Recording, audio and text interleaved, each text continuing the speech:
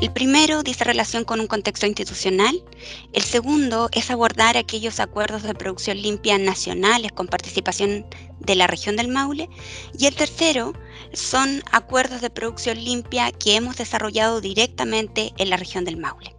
A modo institucional, nosotros llevamos más de 20 años de historia. Éramos el antiguo Consejo Nacional de Producción Limpia y hoy somos Agencia de Sustentabilidad y Cambio Climático.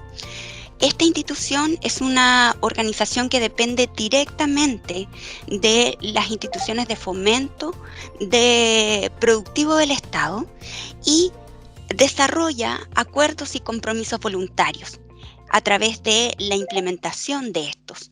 Es una institución transformadora en términos de articulación de las empresas con una mirada bajo la eficiencia y la competitividad, pero también bajo la producción sustentable y las acciones climáticas que dicen relación con la mitigación y la adaptación. Por lo tanto, también es una institución clave en el cumplimiento del Acuerdo París y en la adopción y, por lo tanto, cumplimiento de nuestra NDC. Nosotros contamos con un instrumento que se conoce como Acuerdo de Producción Limpia, que tiene algunas tipologías o particularidades si se desarrolla bajo el contexto de sectores productivos o de territorios. Es por ello que hablamos de acuerdos de producción limpia, acuerdos de gestión de cuenca y acuerdos de preinversión. Un acuerdo de producción limpia es un instrumento voluntario mediante el cual un determinado sector o determinado territorio reconoce que tiene brechas que impiden avanzar en materias de sustentabilidad y o de cambio climático y por lo tanto se articulan de manera integrada con el sector productivo, pero también con las instituciones de gobierno bajo metas y acciones específicas que se desarrollan en un tiempo determinado. Los acuerdos voluntarios de gestión de cuenca son de la misma forma un instrumento voluntario, pero que está dado bajo la particularidad de integrar a los actores del territorio bajo una temática en común, que corresponde a la gestión del recurso hídrico, orientada en términos de seguridad, de disponibilidad, y que cuenta con principios que están dados en la responsabilidad, la igualdad, la transparencia, la flexibilidad, y por lo tanto también obviamente desde el punto de vista de la voluntariedad. Algunos ejemplos de acuerdos de producción limpia de gestión de cuenca: Maipo Clarillo, Yali, Vichuquén en la región del Maule, Valletata, Angol, Panguipulli, entre otros. Los acuerdos de preinvención son también acuerdos voluntarios, acuerdos de producción limpia bajo la tipología legal, que se desarrollan y que se anticipan al diálogo, que se anticipan a ese diálogo temprano que requieren algunos proyectos antes de ser ingresados al sistema de evaluación ambiental. Y por lo tanto, se desarrollan bajo la base de la confianza y bajo la base también de la aplicación de estándares socioambientales. Acá podemos evidenciar algunos acuerdos de preinversión, 7 que hemos desarrollado y que han generado inversiones proyectadas de $200 millones con altos niveles de aceptación.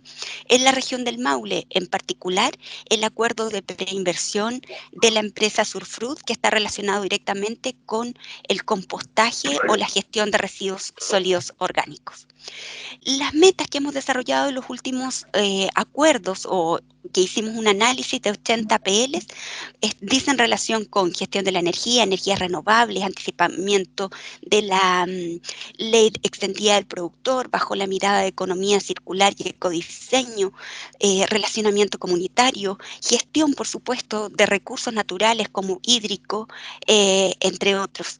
Además de, lógicamente, esta visión transversal en términos de formación de capacidades, en términos de gestión o competencias laborales. Nosotros contamos con una ley que avala y resguarda y establece la institucionalidad de la Agencia de Sustentabilidad y Cambio Climático con el instrumento que nosotros desarrollamos, más 4 normas chilenas que regulan nuestro actuar y los requisitos que tienen que cumplir el auditor para certificar. 3 son las etapas de nuestro acuerdo: la etapa de gestación, de implementación y de evaluación de conformidad. Esto se inicia con una manifestación de interés, se desarrolla un diagnóstico de brechas en el cual se establece una propuesta, se consensúa a través de los actores sectores público-privados se firma y adhiere. Con ello finaliza la etapa de gestación. En la etapa de implementación se monitorea el cumplimiento a través de auditorías iniciales, intermedias, se inyectan los recursos o se apalancan los recursos transversales para poder implementar este acuerdo. Se llevan a cabo todas aquellas transformaciones tecnológicas que a algunos acuerdos incorporan y se establece toda la formación de capacidades que es necesaria para poder implementar este acuerdo. La etapa de implementación de este acuerdo es variable, puede durar un año y medio, 2 años, hasta 3 años, para continuar a la etapa de evaluación de conformidad, en donde se evalúa por un auditor externo el cumplimiento final del acuerdo, se valida por los servicios públicos y se entrega un certificado que tiene una vigencia de 3 años con auditorías de mantención. Cuando se realiza la certificación del acuerdo, se evalúa también el impacto desde el punto de vista ambiental, social y económico. Nosotros entregamos un certificado, pero a la vez un sello que corresponde a una marca que pueden solicitar las empresas una vez certificadas. A la fecha, hemos firmado 178 acuerdos de producción limpia. El último firmado hace muy poco, que dice relación con bosque nativo, justamente en la región del Maule, que habla del ordenamiento territorial o el ordenamiento, perdón, forestal que se lleva a cabo a través del instrumento Acuerdo de Producción Limpia. Más de 8.700 empresas, más de 14.000 instalaciones, más de 3.000 instalaciones certificadas con empresas de distinto tamaño. De estos 178 acuerdos, 17 son acuerdos territoriales que están basados en la gestión de cuenca, en la preinversión, y hoy en día estamos hablando también de acuerdos de adaptación al cambio climático, que estamos desarrollando 2 pilotos, uno en el sector del turismo y otro en el sector agrícola en la región del Maule. Nuestro instrumento también ha sido considerado como una acción de mitigación nacionalmente apropiada y por lo tanto puede reducir gases de efecto invernadero relacionados directamente con metas de gestión del recurso hídrico, de la energía y de residuos.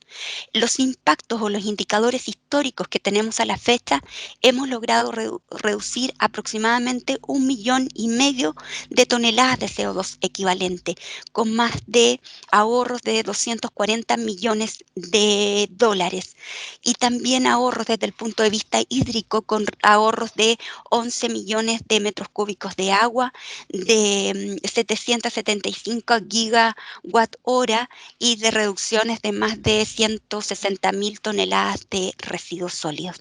Nuestro instrumento también apoya al cumplimiento de los objetivos de desarrollo sostenible relacionados directamente con salud y bienestar, hambre, energía, comunidades sostenibles, producción y consumo responsable, pero apunto directamente a las alianzas para lograr los objetivos.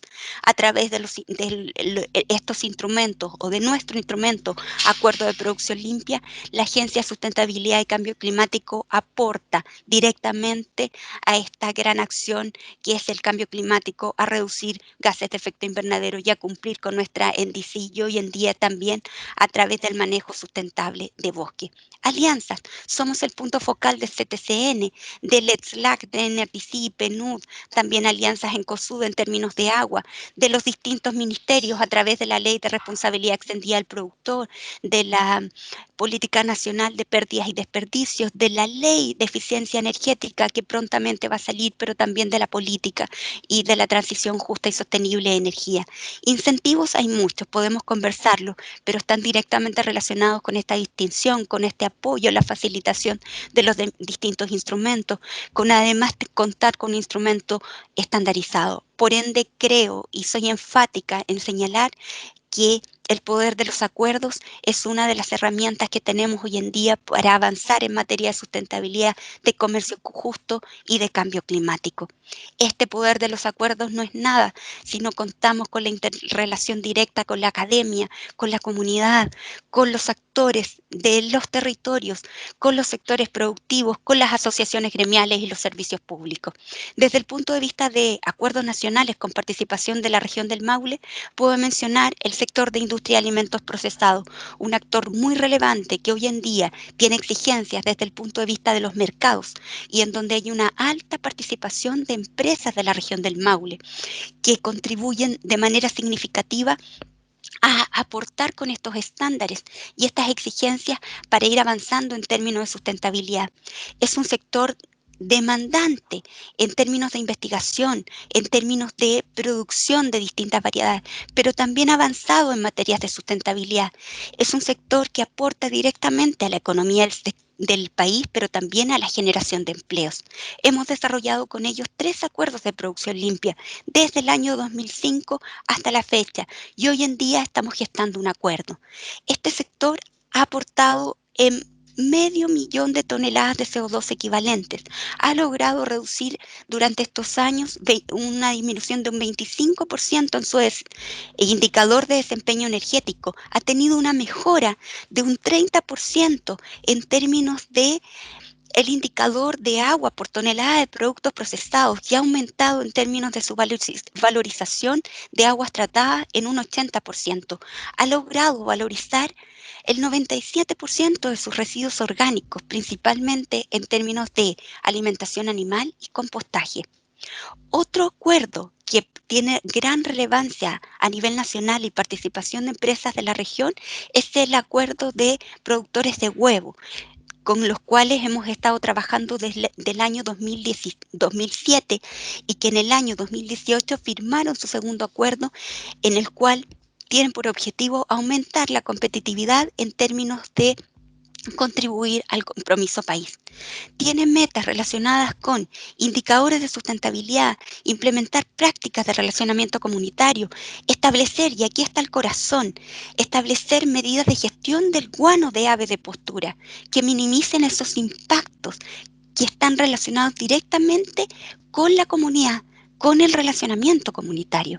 También mejorar su desempeño energético, mejorar el desempeño hídrico, implementar medidas de bioseguridad e inocuidad que también están relacionadas con el manejo del GAP, mitigar esas fuentes o generaciones de fuentes de olores que también están relacionados con el GAP o con el manejo de residuos orgánicos, promocionar las propiedades nutricionales del huevo, aumentar en términos de mejoras de higiene y seguridad laboral, cuantificar huellas de carbono, formar capacidades e identificar algunas otras nuevas medidas para aplicar en el sector, medidas emergentes. En términos de acuerdos regionales de la participación, tenemos 16, de los cuales 12 están vigentes. Los otros 4 dicen relación con el acuerdo, con acuerdos de preinversión en términos territoriales, de gestión de incendios, de acuerdos territoriales.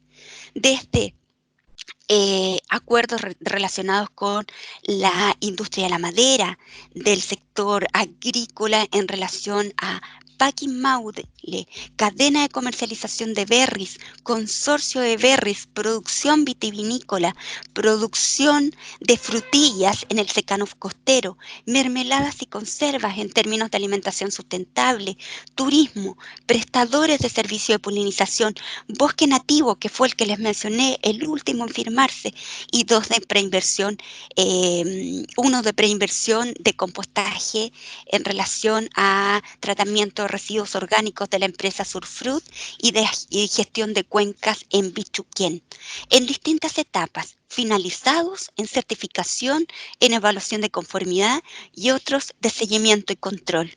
Con esto quiero decir que la región del Maule es muy representativa en términos agrícolas, pero también en términos de número de empresas y en términos del aporte que hacen en relación a la producción sustentable y también en términos de cambio climático. Quiero remontarme solo un acuerdo, si bien es cierto es antiguo, del año 2003, pero que permitió, con una mirada de comercio justo, poder cumplir con algunos estándares relacionados en materias ambientales para el comercio justo, que dice relación con el primer acuerdo del sector vitivinícola, que mediante el cual avanzamos en materias de manejo de riles, manejos de residuos orgánicos, escobujo, orujo, eh, escobajo y orujo, que permitieron a la cooperativa Loncomilla cumplir con los estándares establecidos en el comercio justo, que fue una empresa que se certificó directamente. Y quiero enfatizar, y con esto termino, en un acuerdo que está relacionado con pequeños productores de frutilla de la región, que se gestó y se firmó en el año 2016, pero que se enmarca en un programa territorial de zonas rezagadas. El sector de frutillas es relevante en términos de producción de berries, aporta casi en un 0,4% al PIB de la región y genera, y el rector lo señalaba en su discurso, acá hay aportes económicos en términos de valorización, hay aportes en términos de generación de empleos, y este sector aporta casi 18 millones al año en términos de producción, pero también de contribución económica. Es un sector muy intensivo en mano de obra y corresponde también o alcanza un 24% de la superficie plantada a nivel nacional, con un 55% de la superficie plantada a nivel de región del Maule. Los productores están principalmente en las comunas de Chanco, Peyúgue, pero también hay en otras regiones, en otras comunas de la región. Este sector comprometió metas relacionadas con indicadores de sustentabilidad, información base para poder gestionar el predio de manera productiva, con un uso sostenible del suelo, con un manejo de residuos sólidos que están relacionados con esos residuos orgánicos, pero también esos residuos que se generan de la aplicación de productos agroquímicos que requieren de la técnica del triple lavado para poder ser reutilizados. El uso eficiente también de fertilizantes, gestión del recurso hídrico, pero relacionada con la gestión del riego, el manejo de estos productos fitosanitarios, algunas medidas de prevención de riesgo y algo que es clave dentro de los pequeños productores agrícolas para poder seguir siendo más competitivos, la gestión del negocio, así como también una mirada de las energías renovables relacionadas con la gestión del recurso hídrico. Este acuerdo fue certificado este año, recientemente, el 15 de abril. Allí se muestran algunos certificados que fueron entregados a estos productores agrícolas que lograron cumplir con esta certificación, o más bien cumplir con las metas y las acciones comprometidas en este acuerdo. 14 productores lograron cumplir con ello, y en términos de impacto están directamente relacionados con el avance en términos de aquellos productores que implementaron energías renovables en riego, que formaron capacidades en la gestión de los residuos sólidos orgánicos, se aumentó que permitió a su vez aumentar la valorización de estos residuos en una cantidad de 3 veces, llegando a contar con 45 toneladas de residuos orgánicos por temporada. Aumentó considerablemente la disposición adecuada de los envases de plaguicidas por temporada. Además, todos los productores pudieron hacer análisis de fertilidad de suelos previo al establecimiento de las medidas de gestión de cultivo, y aquellas instalaciones que contaron con sistemas de energías renovables pudieron generar ahorros de casi un 30% por hectárea de cultivo, generando cambios significativos en términos de aprendizaje. Esta es la experiencia que tenemos como instrumento, con nuestro instrumento en la región, pero también con aquellos productores. Contamos con un equipo regional que está liderado y que cuenta también con profesionales competentes capaces de apoyar y gestionar acuerdos, pero también nosotros desde el nivel central trabajamos de manera articulada y acompañando a nuestro equipo a nivel regional. Quiero señalar también que la Universidad Católica del Maule es una universidad que adhirió al acuerdo de producción limpia de Red de Campus sustentable con sus sedes de Quebec y Santa Elena, y que hoy en día también están siendo, cuentan con la certificación en materias de producción limpia. Quiero decir con esto que la Agencia de Sustentabilidad y Cambio Climático ha articulado a través de acuerdos nacionales y regionales la participación de la producción sustentable en materias o en sectores agrícolas, pero a la vez ayuda y coordina y apoya a través de la academia a la formación de los distintos profesionales que son parte de estos sectores productivos. Eso por mi parte, muchas gracias por su atención. Bueno, agradecemos la exposición de Joana, que nos dio un poco una mirada desde las políticas públicas y la implementación de acuerdos de producción limpia que se han ido llevando a cabo acá en nuestra región. Para continuar, entonces, invito a Jimena Quiñones, que nos muestre su presentación.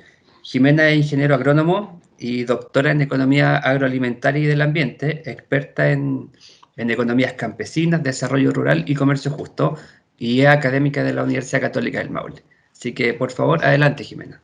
Ya. ¿Se ve la presentación? ¿Se ve el PowerPoint? Sí, súper bien. Ok. Bueno, un millón de gracias a la agencia por la invitación, a Juan Pablo por la organización de esta actividad. Yo creo que es muy necesaria, ¿cierto? Es muy necesario reflexionar sobre sostenibilidad siempre, pero especialmente hoy día en la situación, ¿cierto?, mundial y particular en que nos encontramos. Primero, quisiera partir, ¿cierto?, con una afirmación que nos tiene que desafiar a todos a reflexionar. La inequidad no es compatible con la sostenibilidad y con la democracia. Yo creo que tanto la sostenibilidad como la democracia, ¿cierto?, están amenazadas por la inequidad en la distribución de la riqueza, y eso es especialmente cierto en el caso de Chile. Algunos datos crudos, ¿cierto?, para comenzar a reflexionar sobre este punto. Un informe de la CEPAL del año 2018 muestra que en Chile el 1% de la población más rica posee el 26% de la riqueza, y 50% de los hogares de menos ingresos solo acceden al 2,1% de la riqueza neta en el país. Según datos del Banco Mundial del año 2017 y de la OCDE, Chile en ese momento lideraba, ¿cierto?, el índice de desigualdad. En este momento, me imagino que todavía seguimos siendo, ¿cierto?, de los primeros países, al menos en ese índice, ¿ok? En el 2018 el ingreso per cápita del país fue alrededor de $16.000. Esto más o menos son 900.000 pesos al mes de ingreso per cápita por persona, pero casi el 75% de los trabajadores recibía menos de 500.000 pesos de sueldo líquido al mes, y la agricultura justamente es el sector que después del servicio doméstico, es decir, después de el trabajo que hacen las personas que hacen trabajo doméstico, las nanas adentro de los hogares, es el sector que tiene los más bajos ingresos, ¿cierto?, a nivel nacional. Entonces, frente a este contexto, tenemos que reflexionar, porque con ese nivel de inequidad en el acceso a la riqueza, ¿cierto?, difícilmente podemos sostener procesos de reciprocidad. Voy a avanzar. Bueno. Voy a reflexionar ahora en este contexto sobre la agricultura campesina y los últimos 50 años. Tenemos una en este último tiempo, ¿cierto?, en estas últimas 5 décadas, una profunda transformación, ¿cierto?, del país, que se produjo con la industrialización y la inserción de la empresa agrícola en el mercado internacional. Esta transformación ocurrió sobre la base de una abundante mano de obra de bajo costo, una legislación laboral flexible y políticas públicas que beneficiaron la remuneración del capital por sobre las remuneraciones de los trabajadores y sobre las remuneraciones, ¿cierto?, o la devolución del capital natural. Es decir, en estos últimos 50 años, ¿cierto?, el desarrollo económico se ha basado en privilegiar la remuneración del capital por sobre el trabajo y sobre la recuperación del medio ambiente que se utiliza para la producción, en especial en el sector agrícola.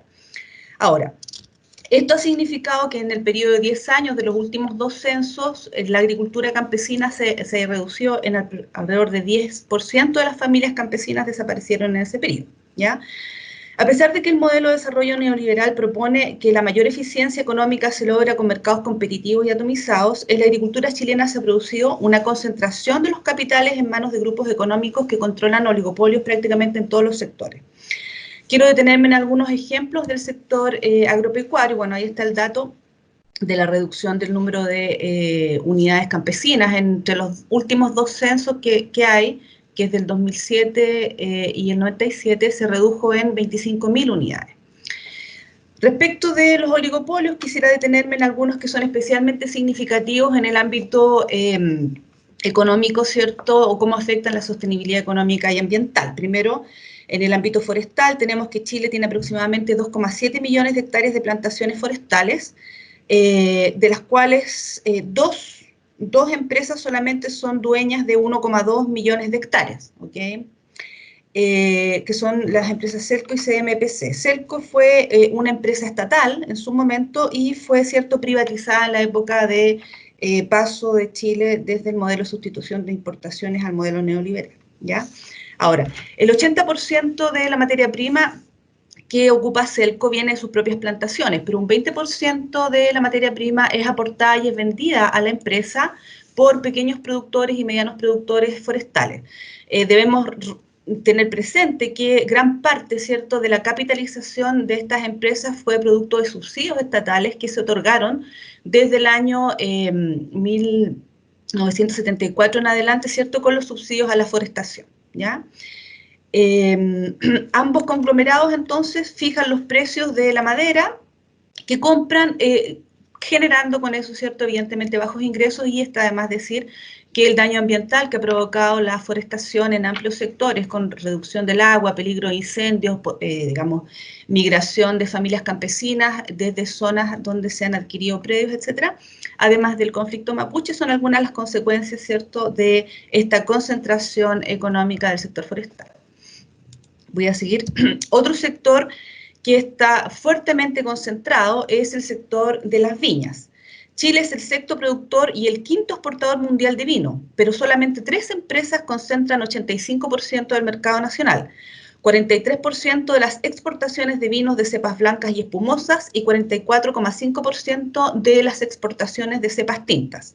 Por otra parte, se ha observado un sostenido avance en la integración vertical de la industria, ¿ya?, con el consiguiente aumento de la escala de operaciones de las grandes corporaciones, lo cual favorece las barreras de ingreso para nuevas empresas y disminuye la capacidad negociadora de medianos y pequeños productores. Como resultado, y esto está reconocido por el Ministerio de Agricultura, por ODEPA, los pequeños viñateros tienen que recibir precios porque están por debajo del costo de producción. Es decir, durante muchos años, eso está ya demostrado, los viñateros han tenido que recibir precios menores a los costos de producción. Y ya vemos, ¿cierto?, que esto es producto justamente de la concentración del mercado de las viñas.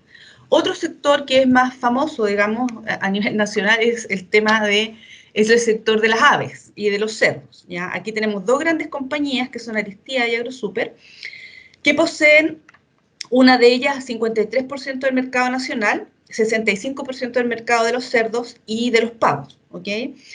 Además poseen toda la cadena vertical, es decir, mataderos, faenadoras y distribuidores que les permiten llegar con sus productos y copar los mercados. Ya sabemos, ¿cierto?, que estas empresas se coludieron para reducir la oferta de productos y con ello perjudicaron, por supuesto, a los consumidores.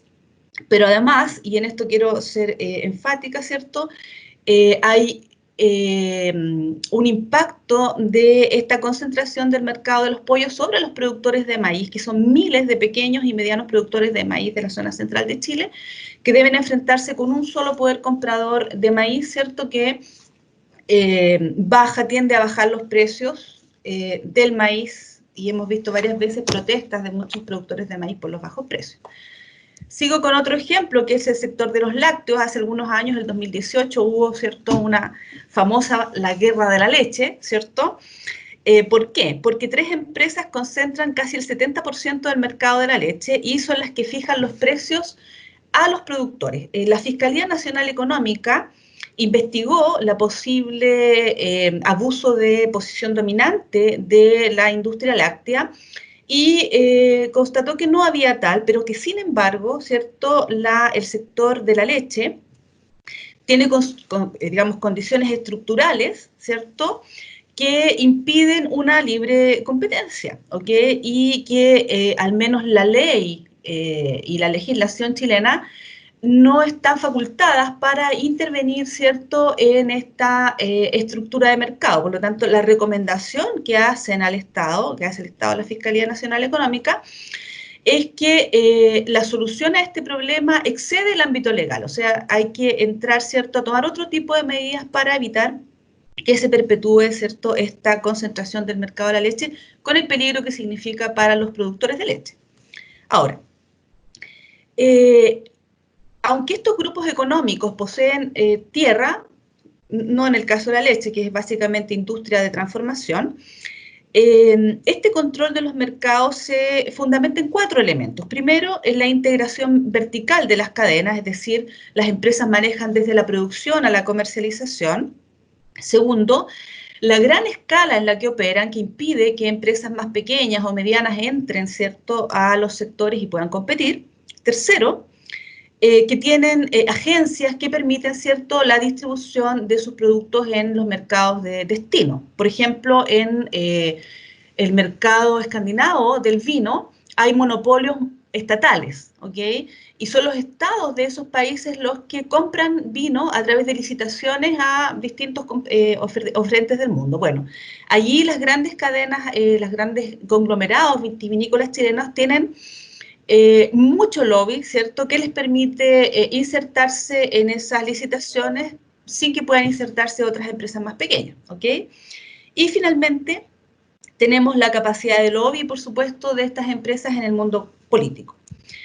Yo quisiera detenerme, ¿cierto?, en que estas imperfecciones del mercado impiden, ¿cierto?, que la agricultura familiar campesina ingrese con sus productos recibiendo un precio justo por su producción. Como vimos en algunos casos, incluso recibe un precio que está por debajo de su costo de producción, ¿ok? Entonces, eso hace que los campesinos no hayan accedido, ¿cierto?, en forma deseada a los beneficios del crecimiento económico de los cuales ha gozado el país durante los últimos 40 años, ¿ok? A pesar de eso, los campesinos han desplegado estrategias diversas e intencionadas para mantenerse como productores independientes, que dan cuenta de una gran capacidad de resiliencia, de adaptación, que se ha observado en diferentes partes del mundo. Es decir, a pesar de estas presiones económicas, también por las presiones ambientales, ¿cierto?, los campesinos se han mantenido y yo creo que ahí tenemos que tomar nota para ir a mirar esas economías y aprender las lecciones que nos enseñan sobre cómo sostenerse en el tiempo a pesar de las condiciones desfavorables, ¿cierto?, en las que se desarrolla su actividad. Quisiera detenerme acá en el Conchencho, que es un personaje, así le llaman acá en la zona central, al intermediario. En el sur no le decíamos intermediario. En Centroamérica y México le dicen el coyote, que es este personaje, ¿cierto?, que es el que va al campo a comprar la producción y paga un bajo precio por ese producto y después se lo vende a la agroindustria, a las bodegas vitivinícolas, a las exportadoras o incluso en los mercados mayoristas, ¿cierto?, de las ciudades. Bueno, les voy a contar un poquito una experiencia que ocurrió en México en 1980 aproximadamente, en la zona de Oaxaca, ¿cierto? Oaxaca, nosotros decimos Oaxaca, donde productores indígenas de maíz producían de café, producían café y recibían un precio de 25 centavos de dólar por kilo de café. Una ONG que trabajaba en esa zona, una ONG europea, ¿cierto?, donde trabajaba un sacerdote, don Francisco van der Hoff, hace los cálculos y se da cuenta que en realidad los cafetaleros deberían recibir al menos 65 centavos de dólar de café. Se organizan el año 82, alquilan, ¿cierto?, toman en arriendo un camión y parten con su café en sacos al puerto de Veracruz, que es el puerto de donde salía la producción de café hacia Europa, y logran vender su café a 95 centavos de dólar el kilo. ¿Ya? Es decir, pasaron de 25 a 95 centavos de dólar el kilo en esta venta. ¿Qué elementos permitieron esto? Primero, la asociatividad entre los productores. Se saltaron, ¿cierto?, al eslabón de los intermediarios y llegaron directamente al mercado de exportación. ¿Ok? Desde esta iniciativa surge la idea, bueno, ahí está el coyote, ya, que todos lo conocemos a nuestro personaje, que es la idea, ¿cierto? O nace el sello Max Havelaar, que es uno de los primeros sellos de comercio justo que existen, ¿cierto?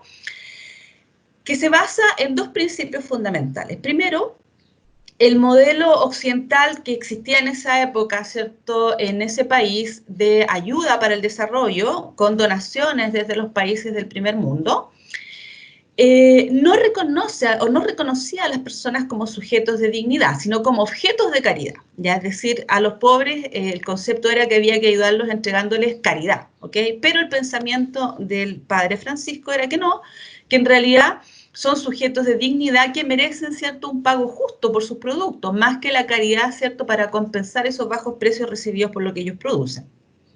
Y segundo, ¿cierto?, está el principio de reciprocidad, es decir, las comunidades rurales, las comunidades indígenas en este caso, y campesinas, tienen también mucho que dar. Y en ese reconocimiento hay un reconocimiento al valor, ¿cierto?, de su cultura, de su tradición, de su manejo del medio ambiente, ¿cierto?, de su relación con sus factores de producción y sus relaciones colectivas. Bueno, aquí les cuento un poquito de la historia del sello, ese sello que nació con esa iniciativa en México se llama sello Max Havelaar, ¿cierto? Pero después se une con otros sellos de comercio ético en el mundo y forman en el año 97 una iniciativa de sellos que es la iniciativa Fair Trade o Comercio Justo. Hay otras iniciativas también, pero yo me centro en esta iniciativa porque nosotros como Universidad Católica del Maule, el año 2016, firmamos un convenio de colaboración con la Coordinadora Nacional de Comercio Justo que agrupa, ¿cierto?, a las organizaciones campesinas que trabajan con sello Fair Trade y que está unida, ¿cierto?, o coordinada con una organización latinoamericana de organizaciones campesinas y de pequeños agricultores, ¿cierto?, que tienen este sello, ¿okay? Hay otros sellos también, pero al menos nosotros estamos trabajando en colaboración con este sello. Ahora, los principios del comercio justo son totalmente, digamos, coherentes y están en total sintonía con los 17 Objetivos del Desarrollo Sostenible de la ONU, ¿ok? Primero, la creación de oportunidades, ¿cierto?, para los productores que están en desventaja económica. Segundo, la transparencia y responsabilidad en la rendición de cuentas, ¿cierto?, porque estas iniciativas deben ser, digamos, evaluadas, certificadas por visitadores terceros, por agencias, ¿cierto?, independientes que deben evaluar su funcionamiento. Se promueve las prácticas comerciales justas, el pago justo, ¿ok?, no al trabajo infantil y no al trabajo forzoso. El sexto principio del comercio justo es la no discriminación, la igualdad de género y la libertad de asociación. El séptimo es las buenas condiciones de trabajo. El octavo, ¿cierto?, es la promoción del desarrollo de capacidades. El noveno, la promoción del comercio justo, es decir, que hay que salir a hablar sobre comercio justo en todos los ámbitos. Y el décimo, que obviamente está en sintonía con uno de los elementos de la sostenibilidad, que es el respeto al medio ambiente, ¿ok? En Chile, las organizaciones con las que nosotros trabajamos como Universidad Católica del Maule, aquí las tengo puestecitas, ¿cierto?, en este dibujo. Ahí tengo algunas, no están todas, ¿cierto? Está la cooperativa Agronuez de Choapa, los vinos Lautaro acá en la comuna de Sagrada Familia, ¿cierto?, en nuestra región del Maule, provincia de Curicó, la cooperativa Caupolicán, que es una cooperativa muy interesante porque en sus puestos de gerencia, ¿cierto?, y en sus puestos de toma de decisiones hay muchas mujeres, la cooperativa Loncomilla, evidentemente, la cooperativa Apicop, que está en la región de Los Lagos, con producción y exportación de miel, la Red del Vino en Colchagua, ¿cierto?, que es una iniciativa de vinos campesinos que ha desarrollado incluso el turismo campesino de vinos, ahí en paralelo, ¿cierto?, con todo este otro desarrollo del turismo ligado al casino de Santa Cruz y etcétera. Y otras iniciativas, ¿cierto?, que tenemos con las que nosotros hemos colaborado. Bueno, gracias a esta iniciativa, aquí les voy a mostrar, esta es una de las actividades que como universidad hemos realizado. Aquí están los estudiantes de mi asignatura de desarrollo rural visitando, ¿cierto?, una viña orgánica. Ahí está el técnico, ¿cierto?, que está explicando cómo se maneja esta viña. y es una de las actividades, además de prácticas, tesis que hemos realizado con las empresas de comercio. Bueno, están abiertas, por supuesto, las opciones para poder hacer otras actividades a todos los estudiantes que hoy día asistan. Nosotros tenemos la posibilidad de hacer prácticas profesionales, visitas a campo, hemos hecho tesis y otras iniciativas con estas empresas. Finalmente, y con esto ya voy a cerrar, quisiera hacer algunas reflexiones sobre lo que hemos discutido hoy día y el contexto de pandemia, ¿cierto? Y de crisis económica, social y política en la que nos encontramos en este momento. Yo creo que la pandemia como que ha develado, ¿cierto? Ha sacado un velo junto con las movilizaciones sociales del año pasado, ¿cierto? Que ha mostrado la gran concentración económica y la gran precariedad del empleo que tiene nuestro país, ¿ya? Y en este sentido, yo creo que este sentido de drama, de crisis nacional, nos tiene que someter, ¿cierto?, a la reflexión. ¿Cómo salimos de esto? Bueno, hasta el momento las medidas que ha propuesto el Estado están centradas en subsidios para el consumo o en créditos, ¿ok? Hoy día escuchaba algunas medidas también que se están anunciando para la llamada clase media, que son créditos o subsidios, ¿ok? Pero hasta el momento no hemos escuchado de iniciativas que tiendan al fomento de las acciones colectivas donde las personas se movilicen para resolver sus problemas, ¿ok? Es decir, la idea que decía el padre, ¿cierto?, Francisco, no caridad, sino sujetos de dignidad, ¿ok? ¿Cómo formamos capitales colectivos para procesar y comercializar en forma conjunta o para la adquisición colectiva de insumos y materias primas?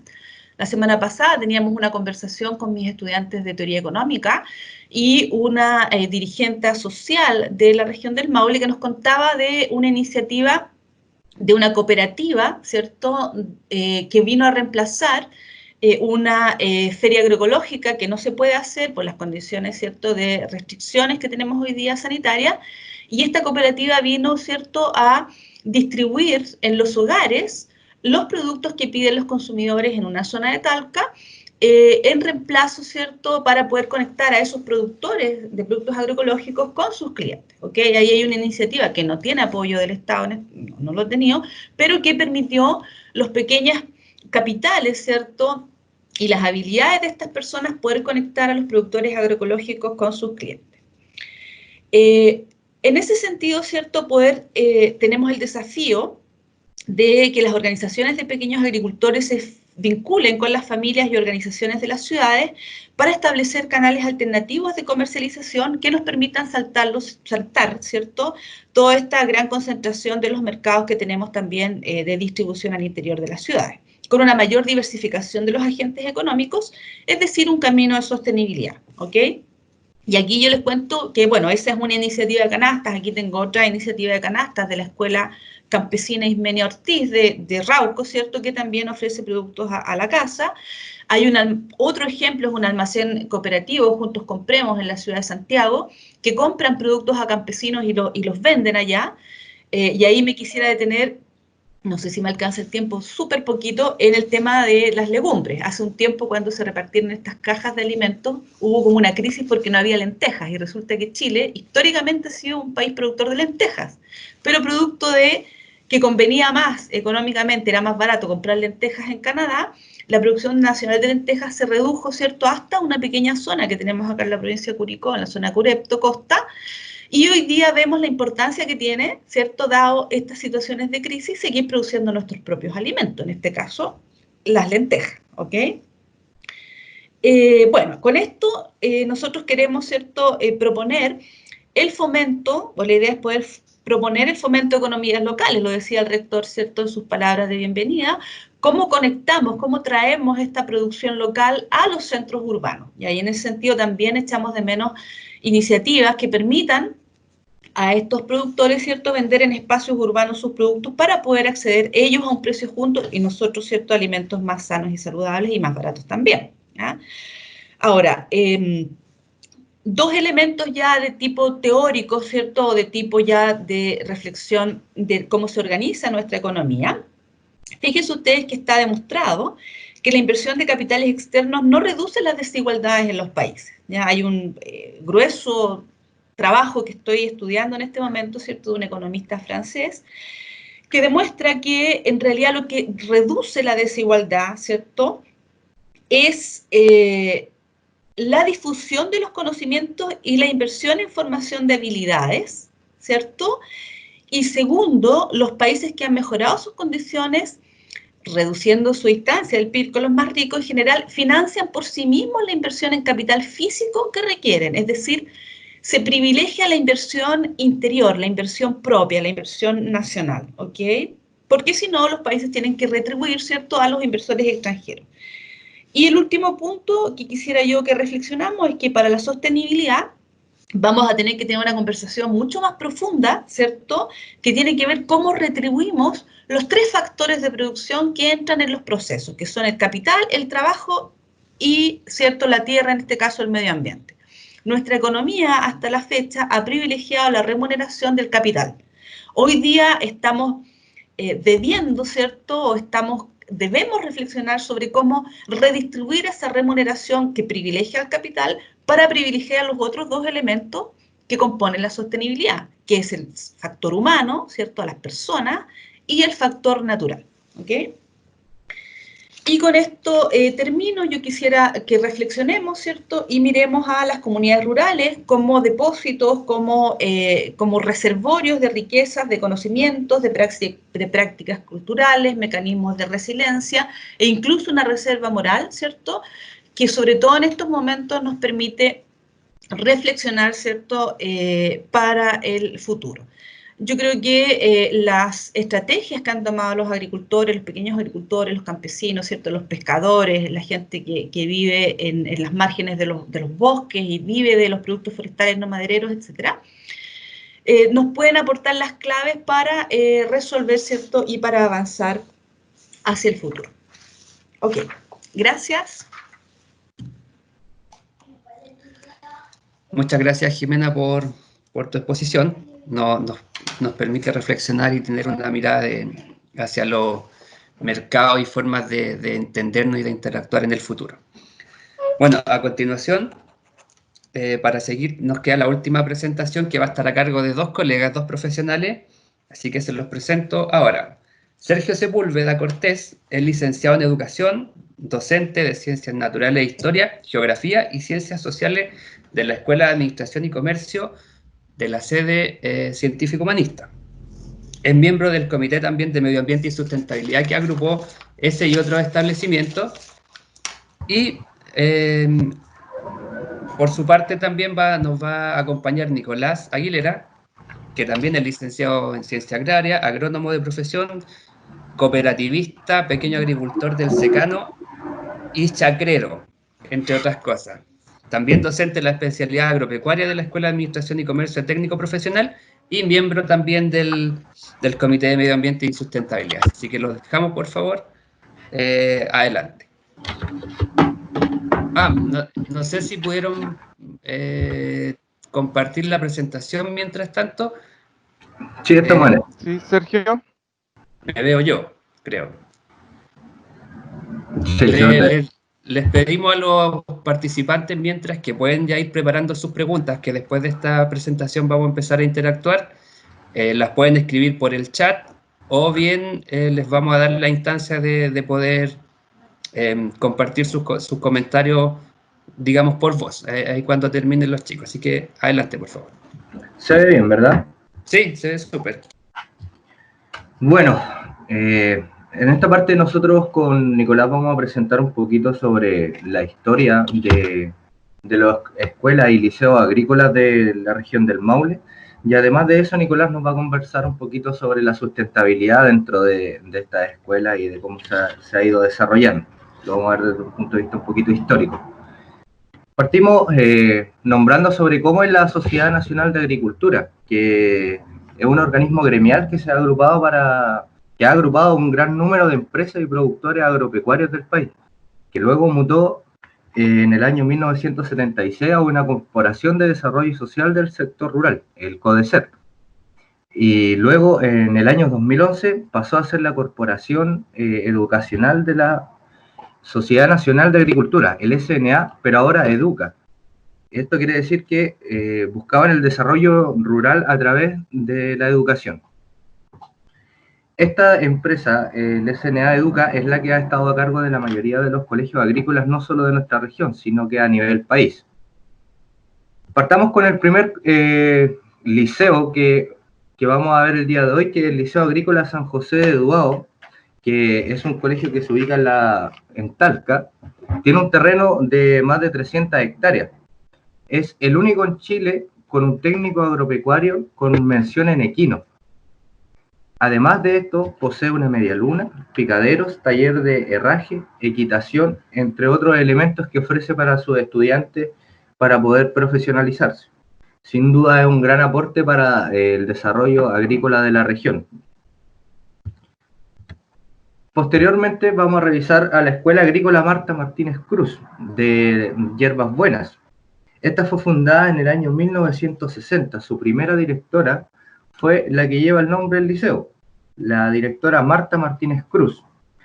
La relevancia de esta escuela es que fue la primera escuela agrícola femenina, teniendo en el año 1967 las primeras 7 egresadas de la labor de técnica agrícola.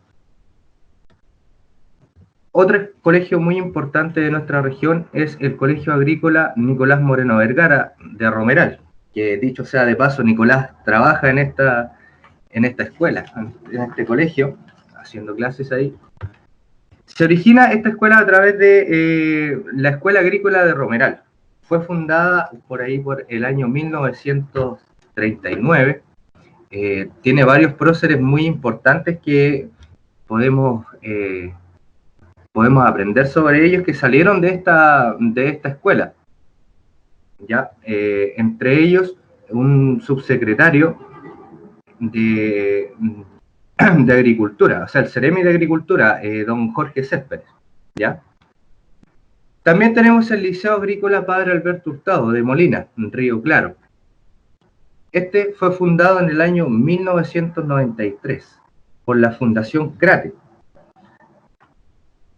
Además, tenemos la Escuela Agrícola Salesiana Don Bosco de Linares.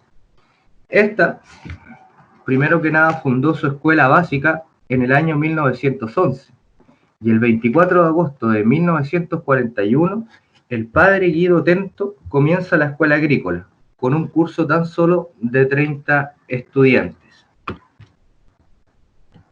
Tenemos además la Escuela Agrícola Las Garzas. La Escuela Agrícola Las Garzas comenzó su actividad en el año 1963. Esto lo realizó en unas casas patronales, en un parque semi-abandonado, con cerca de un poco más de 20 hectáreas aproximadamente. Hoy en día cuenta con alrededor de 1.023 técnicos agrícolas egresados. Este dato es del año 2013. Hasta ahora la fecha ha subido alrededor de 300 a 400 más. Muy importante también para la región. Una de las últimas es la Escuela Agrícola Molina. Esta escuela tiene mucha trayectoria, tiene bastantes años, ya está en un vasto decaimiento, como nos conversará Nicolás un poquito más adelante. Esta escuela fue fundada en el año 1935. En esos años se impartían cursos que hoy en día se ven en las carreras de agronomía. En los ramos que tiene agronomía, sobre todo en la UCM, como me comentaba Nicolás, habían algunas asignaturas que se impartían anteriormente en esta escuela. En el 2014, este colegio inaugura una media luna, que es siendo el único colegio de nuestra región, de la comuna de Curicó, con media luna. Muy importante también ese datito. Y como hemos comentado, no solamente existen las escuelas agrícolas que pueden impartir educación agrícola, sino que también tenemos otros colegios como la nuestra, la Escuela de Administración y Comercio, la cual parte el año 2004 en Curicó, ahí están sus comienzos. El 2007 cambia su actual sede, TP, en Sarmiento. Algunas de las carreras que se impartieran en ese tiempo era Administración de Empresas, Contabilidad, Secretario y Agropecuaria. Hoy en día no tiene la carrera de secretariado, pero sí posee una una sede de científico humanista y además de eso una sede de educación básica. Bueno, y para seguir con lo que estábamos comentando con Sergio, ¿cierto? Un poco de la historia que tienen las escuelas agrícolas en nuestro país, todo lo que han aportado, también comentarles que las escuelas agrícolas o la educación agrícola parte por allá en el año 1900 como escuela. También comentarles que, como decía Sergio, las escuelas agrícolas tenían en algunos años una asignatura o módulos muy parecidos a lo que hoy día tenemos nosotros, ¿cierto? O que cuentan las escuelas de agronomía, ya que no solamente en los 2 últimos años, como se hace ahora, tercero y cuarto medio, se realiza la especialización o se toma la carrera de agropecuaria o la especialidad que se necesite, sino que anterior a esto, desde primero medio se comenzaban a impartir los módulos de la especialidad y se empezaba a realizar, al último era una carrera de 4 años, ¿ya? Por eso es que el tecnicismo o el profesionalismo de los técnicos agrícolas que teníamos anteriormente en estas escuelas que eran totalmente enfocadas a la agricultura, era de tal manera que se parecía a la carrera de agronomía. Hoy día, y les comento yo, y nos hacemos una pregunta, pero ¿qué aporta un colegio TP a la agricultura? ¿Para qué lo tenemos? Lo tenemos, ¿cierto?, en base, con mirada desde la empresa, de la profesionalización de la mano de obra. Hoy día tenemos el jefe de cuadrilla, el jefe de huerto, ya no es una persona, ¿cierto?, que por la experiencia, sino que además de la experiencia también tiene un título técnico medio, o en algunos casos, ¿cierto?, técnico agrícola de nivel superior. Pero en este caso, si ustedes se dan una vuelta por los campos de la región del Maule o por los campos de la provincia de Curicó, se van a dar cuenta que la mayoría de los jefes de huerto, los jefes de cuadrilla, los encargados, las personas que están ahí trabajando el día a día, son profesionales de la agricultura y profesionales de colegios TP, y de nuestra región y de nuestra provincia, o en algunos casos, ¿cierto?, de nuestra comuna de Curicó. La formación también, ¿cierto?, del cuerpo de técnicos para el desarrollo de un modelo agroexportador de nuestro país. O sea, tenemos productores agrícolas en todo nuestro país, tanto en la sexta como en la séptima región, que se dedican, ¿cierto?, a la exportación, a la agroexportación. También en la parte silvícola, también vamos a tener, ¿cierto?, exportaciones en nuestro país. Por lo tanto, estos técnicos, al formarse, al profesionalizarse, vamos a poder conseguir el desarrollo de este modelo que busca nuestro país.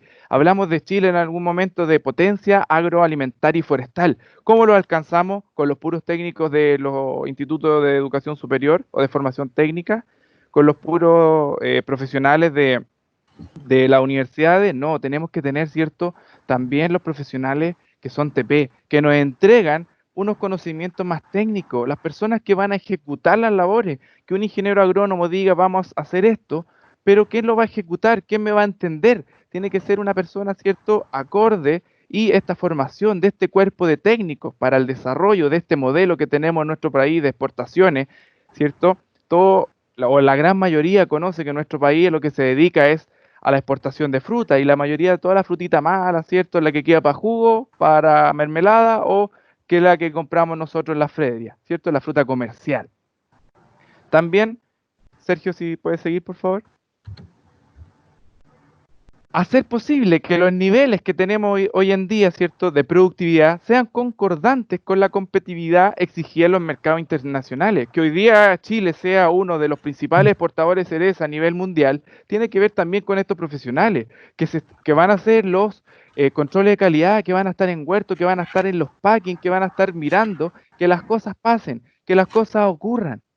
Poder llegar a este nivel de productividad que sea competitiva versus este nivel de competitividad, ¿cierto?, exigida por los mercados internacionales, va a partir de estos técnicos que salen de colegios, escuelas, que buscan oportunidades en estos colegios, porque hay muchas personas, ¿cierto?, y no es por desmerecer ni mucho menos, sino que hoy día optan por una carrera HC, pero por recursos o diferentes situaciones. Anteriormente, no podían optar a más allá del cuarto medio. Hoy día todos sabemos que con el cuarto medio pocas cosas se pueden realizar. Sin embargo, esta alternativa les puede dar, ¿cierto?, un futuro mejor, una alternativa para salir adelante, para terminar con esta, en cierta medida, desigualdad, entre comillas.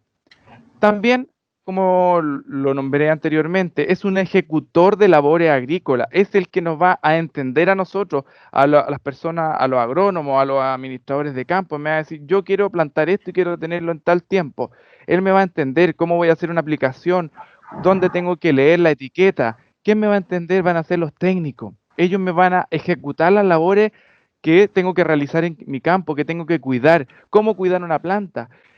Hablamos de comercio justo, de autoconsumo, de sustentabilidad, ¿cierto? En la producción, ¿cómo llego con esto? Hablando con los chicos desde un principio, desde la educación médica, desde la educación básica, como lo vamos a ver más adelante. Desde ahí tenemos que hacer que estos conozcan la sustentabilidad de la producción, que sepan de las normas, que sepan de comercio justo, que lo conozcan, que lo entiendan, pero no solamente las carreras agrícolas, sino que más allá de las carreras agrícolas, las carreras TP, que puedan estudiar esto. Nosotros mismos tenemos administración, tenemos contabilidad. ¿Por qué no esta carrera dentro de sus ramos o asignaturas o de las horas de libre elección tengan una parte que vea comercio justo, que vea cooperativismo? Por ahí escuché, ¿cierto?, que la profesora Jimena nombró la cooperativa Agronuez de Choapa. Yo la conozco también. Es una excelente iniciativa para conocer, para estudiar su forma de trabajo, que le exporta, ¿cierto?, y le entrega a una cooperativa de Italia que se llama Chico Mende, que es una cooperativa de distribución de productos en Italia que venden diferentes supermercados. Y llegar con este nombre, decir que hoy día las mejores nueces del mundo se encuentran en Chile, pero las mejores nueces de Chile se encuentran en Illapel. ¿Dónde está la agronuez de Choapa? ¿De dónde sale eso? Sale, ¿cierto?, de pequeños agricultores que son técnicos agropecuarios que trabajan en base a la sustentabilidad de la producción, en base al cuidado del agua, en base al cuidado, ¿cierto?, de sus propias familias. Un modelo cooperativo que es de fácil, ¿cierto?, comprenderlo y enseñarlo en las escuelas, perdón, de formación técnica y formación técnica TP, pero no solamente escuelas de formación que sean agrícolas, sino también en administración, en contabilidad, donde enseñemos contabilidad cooperativista, donde enseñemos administración de empresas cooperativas, no solamente que las nombremos, que las sociedades anónimas, que nos enfoquemos en las sociedades anónimas, ¿cierto? Si hoy día hablamos de un comercio justo, donde los pequeños agricultores puedan conseguir mejores precios, parte de enseñarle también a estos pequeños técnicos, ¿cierto?, técnico en administración, técnico en contabilidad, que sepan que una cooperativa también es una alternativa de trabajo. También, si nos enfocamos a uno de los módulos que se imparten en las carreras de manera transversal, en las carreras TP, como es el módulo de emprendimiento y empleabilidad, que en un emprendimiento sea una empresa cooperativa, que partamos por eso, que se trabaje de esa forma.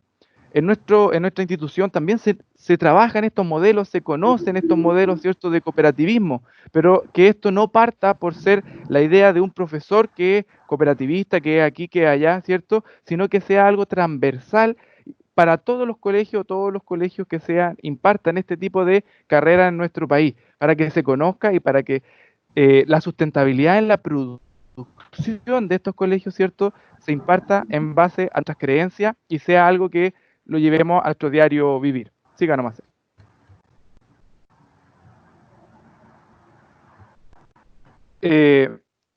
¿Por qué, cierto, se cierran los colegios agrícolas? Tenemos esta pequeña problemática hoy día, que se están cerrando los colegios agrícolas, y cuando hablo de colegios agrícolas no hablo de estos colegios TP, ¿cierto?, que tienen otras carreras, o polivalentes en algunos casos. Vamos a tener problemas de gestión. Sí, de gestión. Existen algunos, y puedo nombrarle a uno, ¿cierto?, el IRL, que era parecido al CNA, a la SNA, ¿cierto?, que se dedicaba y que en algún momento llegó a tener muchos colegios, llegó a ser parte de la Fundación Corpride, pero malas gestiones de trabajo, de instituciones, de dinero, de los mismos administradores llevaron a que se empiecen a cerrar colegios que eran emblemáticos para la agricultura de nuestro país, que hoy día no están funcionando. Uno de estos ejemplos muy cercanos de nosotros, ¿cierto?, es la agrícola que estaba aquí al lado de la agrícola, ¿cómo se llama esta? Se me fue el nombre de la agrícola que está al lado de hoy día de la agrícola de Molina, Gonzalo Correa, que se cerró, ¿cierto?, que era compañera de otra agrícola que estaba en la región metropolitana, en Paine, que también se cerró por mala gestión, por mala posicionamiento de los dineros, ¿cierto?, dentro y las inversiones. El SAE, y algunos me dirán, oye, pero hablamos de agricultura, ¿qué es el SAE? ¿Cierto? El sistema de admisión escolar. Lamentablemente el sistema de admisión escolar vino a lo mejor a favorecer a los colegios públicos. Lamentablemente la mayoría de los colegios agrícolas o que tienen a agropecuaria dentro de sus especialidades se ven desfavorecidos con este sistema. ¿Por qué? Porque son colegios particulares subvencionados. Colegios particulares subvencionados que ven un poco disminuida su matrícula y la opción de estudiar agricultura, agropecuaria, mención pecuaria, mención vitivinícola o mención agricultura para poder obtener profesionales en un área que es importante para nuestro país. La baja en la ruralidad, ¿cierto? Lo comentó también la profesora Jimena. Se me adelantó un poquito en ese tema cuando habló, ¿cierto?, la migración de muchos estudiantes o muchas familias de las zonas rurales por la compra de estas grandes empresas. Por un lado, forestales, otras empresas agrícolas, donde, ¿cierto?, migran los estudiantes de las ciudades, los jóvenes y las familias en busca de mejores opciones. ¿Por qué? Porque hoy día, como no tenemos esta producción o este manejo para los pequeños productores, mejores precios, que sean factibles, ¿cierto?, a través de políticas gubernamentales, sean capaces de obtener recursos para poder mantenerse en los campos, poder mantener esta creencia popular o este trabajo popular, ¿cierto?, que hoy día se está terminando por esta baja en la ruralidad debido a las políticas gubernamentales, para poder producir de forma limpia, de forma segura, ¿cierto? Y mantener un nivel de producción. Acá también éramos productores de lentejas, de cereales, pero hoy día también estamos llenos, ¿cierto?, de empresas forestales. Cuando hablo de aquí, yo hablo de la comuna de Bichuquén, de Paredones, que es el lugar donde yo me encuentro hoy día, donde la producción forestal acabó con la producción agrícola. Está acabando totalmente, son muy pocas las hectáreas. Hoy día, ¿qué producción encontramos? La producción de quinoa, pero que a través de políticas gubernamentales a lo mejor sería mucho mayor en nuestro país, de un superalimento. También, ¿por qué se cierran los colegios? Por los docentes, ¿cierto? Por la tecnología, por las empresas. No, aquí los docentes intentan jugar o buscar alternativas para que los chicos salgan a terreno, para que vayan a trabajar, para que conozcan el mundo, perdón, de la agricultura a través de tecnología, buscando también la tecnología en estos colegios. Y las empresas, en cierta medida, cuando hablamos de formación dual, que también existe, y nosotros trabajamos con ese tipo de formación en la especialidad agropecuaria, donde los alumnos van a las empresas y van ¿a qué? A buscar la tecnología, a conocer la experiencia de las personas de forma más cercana, porque tenemos solamente 2 años para este tremendo mundo globalizado de experiencia en la producción agrícola. La importancia también de los colegios agrícolas, ¿cierto?, radica en que nos enfocamos en por lo menos 4, tenemos dentro de nuestra especialidad 4 de los 17 ODS, donde está la educación de calidad. Aquí se entrega educación de calidad.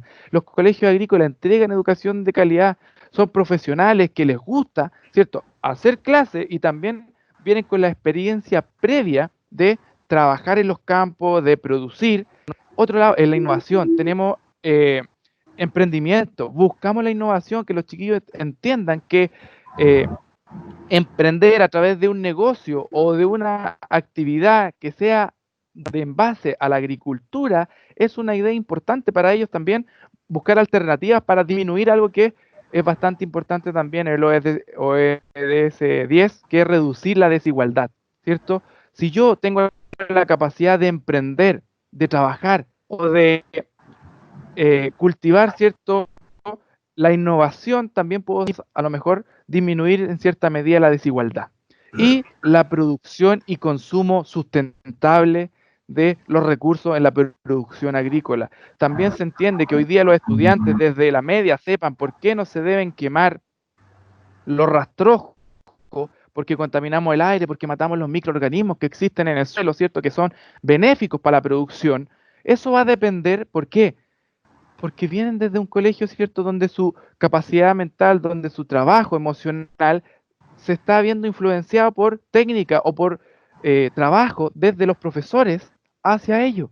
Que entiendan que no es porque se ve feo quemar, sino que solamente tiene que ver con un tema medioambiental, con bajar las emisiones de contaminantes a la atmósfera, con bajar, ¿cierto?, la mortandad de microorganismos que son benéficos para nuestra producción.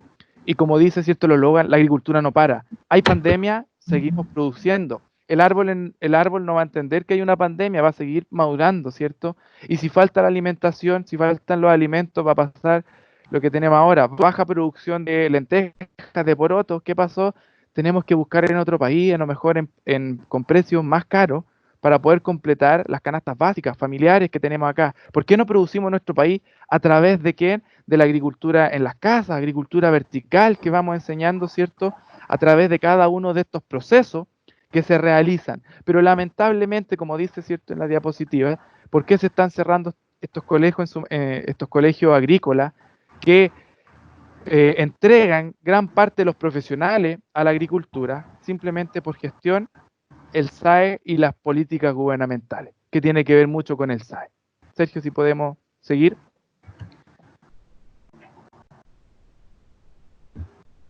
¿Y cuál es la importancia de la sustentabilidad y los colegios TP agrícolas?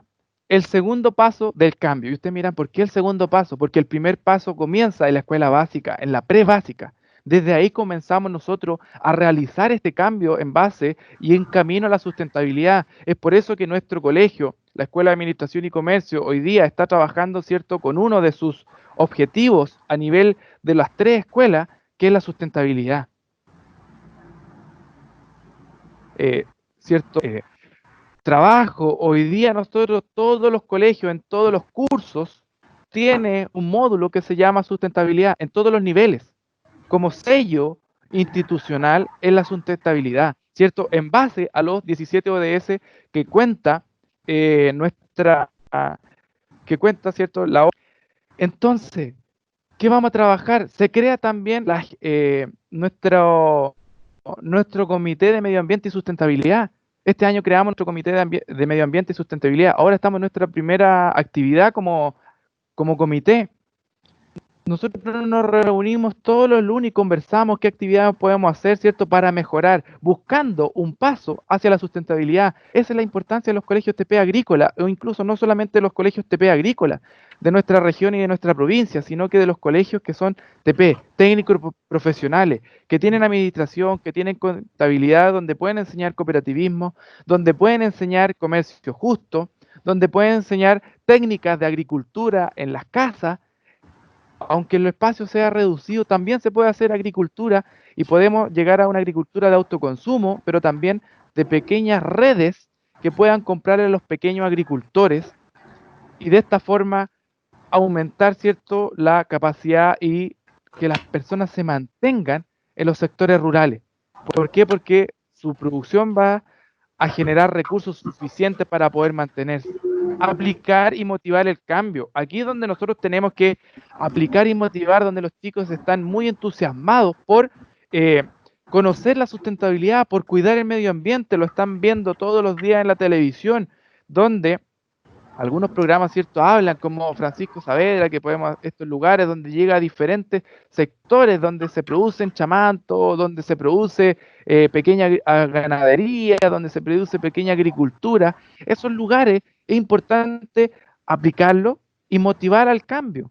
Por eso hoy día ya no, en nuestro colegio no solamente se trabaja en la especialidad agropecuaria, sino que va a ser un movimiento o un trabajo transversal, en el caso de la escuela TP, desde séptimo básico hasta cuarto medio, en todas las carreras, en todos los niveles de la escuela. También en la escuela básica y en la CDHC, donde vamos a aplicar, vamos a motivar que exista un cambio de mentalidad en nuestros estudiantes, ¿cierto?, en base y en cuidado a la producción sustentable, cuidado del medio ambiente y cada uno de estos ODS, ¿cierto?, que nos representan y que nos ayudan a tener un mundo que sea más justo y más limpio y de mejores oportunidades para todos nuestros estudiantes, ¿cierto?, en nuestro país y el mundo. El trabajo transversal también. Esto no es algo que tienen que hacer solamente los colegios que sean TP y que tengan la especialidad agropecuaria, sino que toda la especialidad, incluidos los HC. Por eso nosotros queremos ser y partir siendo un ejemplo como escuela, donde tenemos una escuela que se dedica solamente a sacar alumnos HC, pero que también tiene base en la sustentabilidad, que también va a enseñar a hacer compostaje, que también va a enseñar a realizar producción limpia. ¿Pero por qué? Porque es nuestro sello. También se puede, no es necesariamente hay que tener un colegio TP que tenga agricultura para poder lograr esto, para poder lograr una sustentabilidad en la educación y poder lograr los objetivos, ¿cierto?, que nos imponemos como mundo, como planeta, para poder lograr una agricultura mejor, una agricultura en base a un comercio justo, donde los agricultores reciban un precio que sea accesible para ellos, ¿cierto? Poder pagar todo lo que cultivaron, pero además de esto, poder vivir y vivir de buena forma. Eso es lo que tenemos que incentivar, este trabajo tan transversal entre políticas de Estado, colegios, sostenedores, municipios, tiene que ser un trabajo transversal de los colegios, ¿cierto?, que sean TP agrícolas. Con eso quiero terminar y dejar un mensaje, ¿cierto?, para todas las personas que en algún futuro quieran trabajar en un colegio TP, que busquen siempre fomentar la sustentabilidad en cada uno de sus estudiantes. No importa lo que estudien, la sustentabilidad es importante para todos. Muchas gracias. Bueno, agradecemos a Sergio y Nicolás por esta interesante exposición, un poco mostrarnos un retrato de lo que ocurre en la educación media, ya sea técnica o humanista, ¿verdad? Como ellos indicaban, la educación finalmente nos va a permitir transformar las nuevas generaciones, que es lo que necesitamos para poder lograr un desarrollo más amigable y quizás más solidario en el tiempo. Bueno, ahora invito a los expositores, ¿verdad? Nicolás y Sergio, quédense con nosotros, a Jimena y a Joana, por favor, y dejo abiertos los micrófonos para quien quiera hacer preguntas. En la barra de control de la plataforma de Teams hay una manito. Si alguien quiere la puede levantar, a nosotros nos avisa por el chat y empezamos a dar la palabra. Cualquier pregunta, comentario, por favor, tenemos un espacio de 15 minutos para que podamos interactuar. Así que los dejamos invitados desde ya.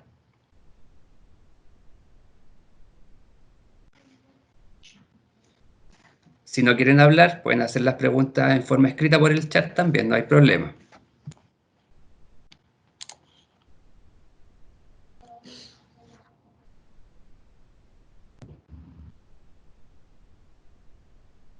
Filipo dice si podrían compartir los expositores sus correos. Sí, los vamos a incorporar ahora en el chat.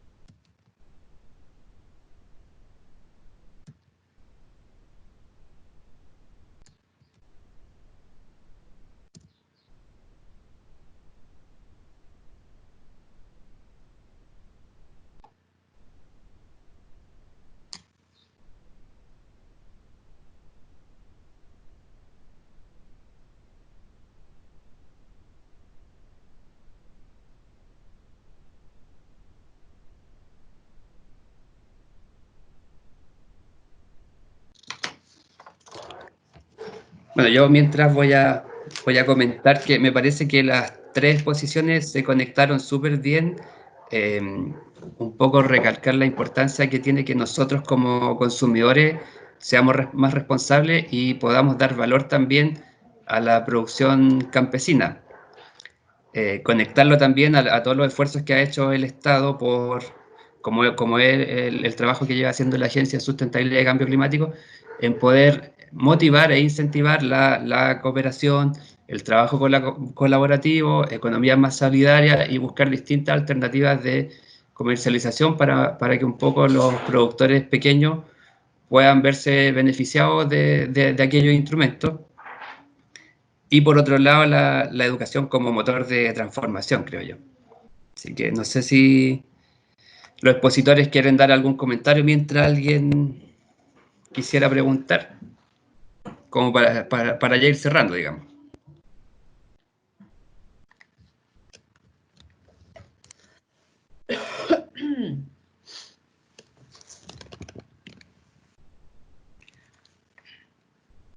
Sí, Juan Pablo, para Nicolás. Oye, Nicolás, me preocupa mucho lo que tú dijiste de la reducción de los colegios técnicos. Igual es bastante preocupante eso.